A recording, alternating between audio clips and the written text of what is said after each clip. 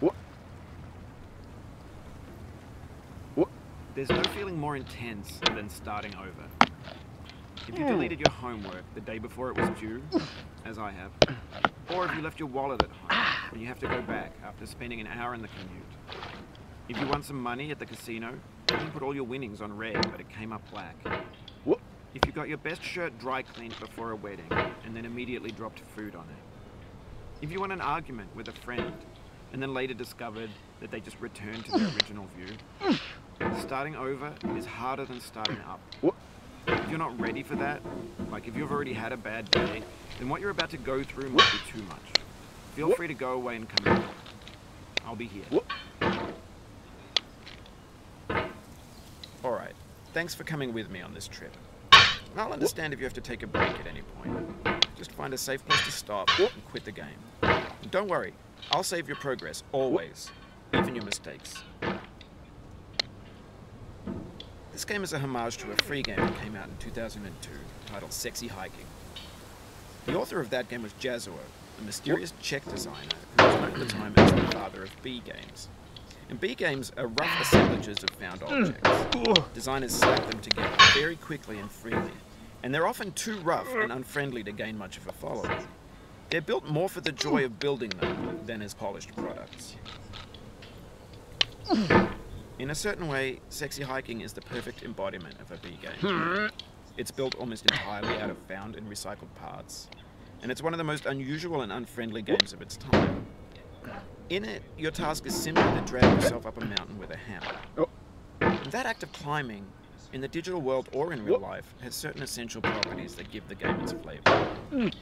No amount of forward progress is guaranteed. Some cliffs are too sheer or too slippery. And the player is constantly, unremittingly in danger of falling and losing everything. Anyway, when you start Sexy Hiking, you're standing next to this dead tree that blocks the way to the entire rest of the game.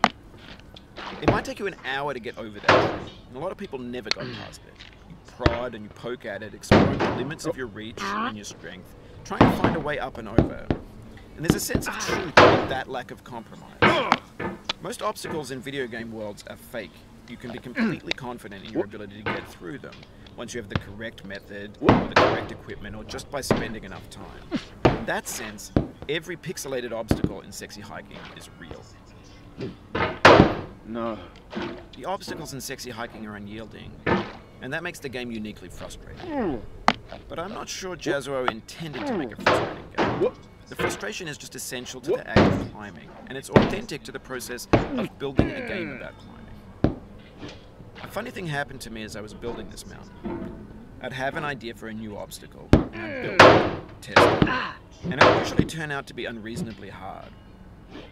But I couldn't bring myself to make it easier.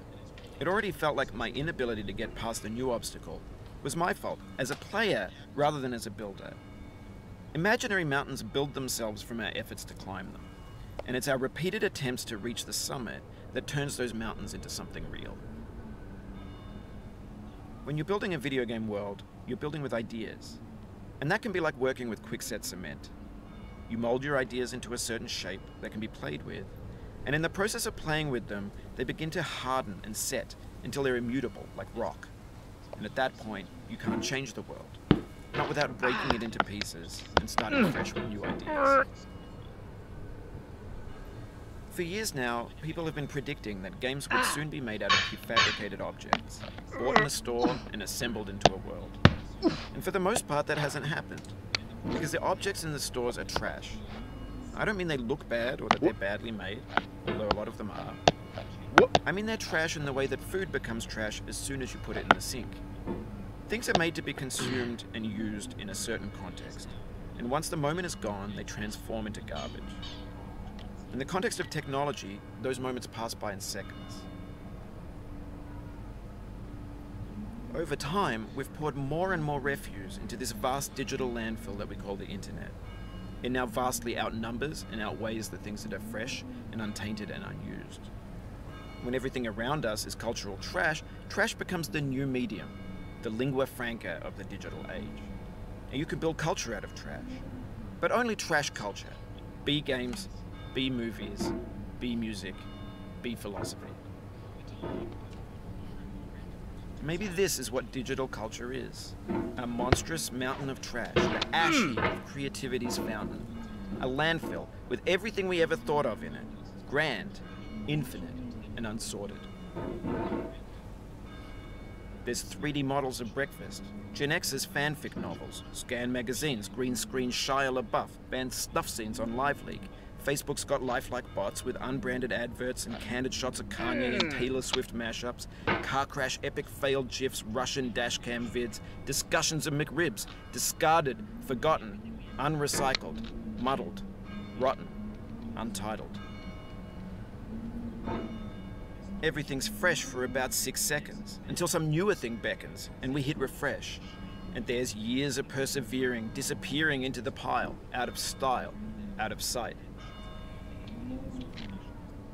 In this context, it's tempting to make friendly content that's gentle, that lets you churn through it but not earn it. Why make something demanding if it just gets piled up in the landfill, filed in with the bland things? When games were new, they wanted a lot from you. Daunting you, taunting you, resetting and delaying you. Players played stoically. Now everyone's turned off by that. They want to burn through it quickly. A quick fix for the fickle, some tricks for the clicks of the feckless. But that's not you, you're an acrobat. You could swallow a baseball bat. Now I know, most likely you're watching this on YouTube or Twitch, while some dude with 10 million views does it for you. Like a baby bird being fed chewed up food. That's culture too. But on the off chance that you're playing this, what I'm saying is, trash is disposable, but maybe it doesn't have to be approachable. What's the feeling like? Are you stressed? I guess you don't hate it if you got this far. Feeling frustrated. It's underrated. An orange is sweet, juicy fruit locked inside a bitter peel. That's not how I feel about a challenge. I only want the bitterness. It's coffee. It's grapefruit. It's licorice. It feels like we're closer now. Composer and climber, designer and user. You could have refused, but you didn't. There was something in you that was hidden, that chose to continue.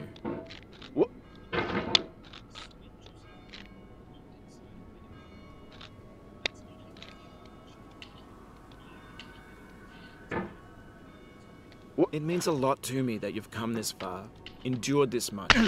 Every wisecrack, every insensitivity, every setback you've forgiven me is a kingly gift that you've given me. Oh.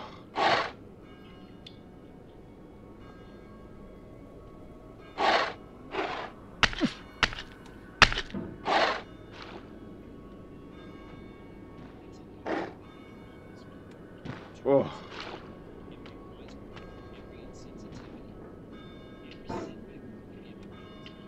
Oh no. We have the same taste, you and I. It's not ambition. It's ambition's opposite. An obdurate mission to taste defeat. Oh. You'll feel bad if you win, so I put this snake in for you. Oh.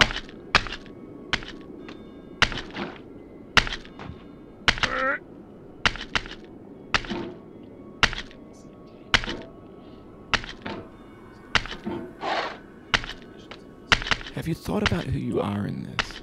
Are you the man in the pot, Diogenes? Are you his hand? Are you the top of his hammer? Oh. I think not. Where your hand moves, the hammer may not follow, nor the man, nor the man's hand. In this you're his will, his intent, the embodied resolve in his uphill ascent. Now, you've conquered the ice cliff, the platforms, the church, the rectory, the living room and the factory, the playground, the construction site, the granite rocks, and the lakeside. You've learned to hike.